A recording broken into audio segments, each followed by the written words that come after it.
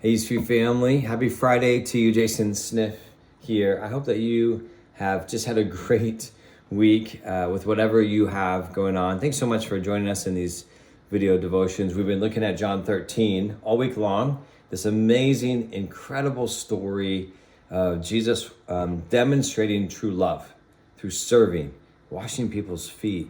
And we've seen it in a lot of different ways and through different, a variety of angles of what this means for us. And so I just want to have one more thought about John 13. I hope that all week you've been going through the LMC study resource in your small group and things of that nature, and you've been thinking about ways in which you can serve and love other people. But it all stems because Jesus is issuing something new for us.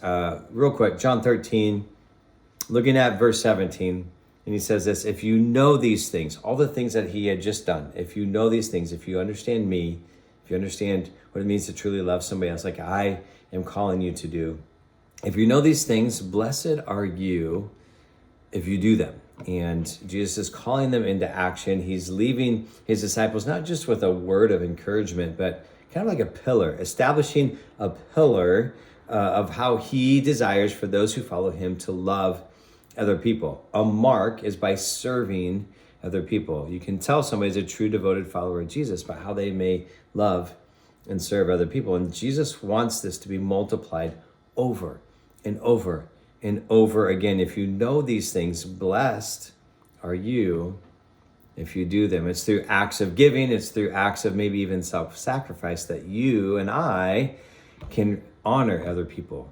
And maybe we can restore back to life some things that life was taken away from, or we might even be able to help usher in redemption into a broken relationship or a situation. But it all stems from, if we know this from Jesus, we might be able to help other people. It actually reminds me of last week in Philippians 2, when we were looking at we are people who care for one another.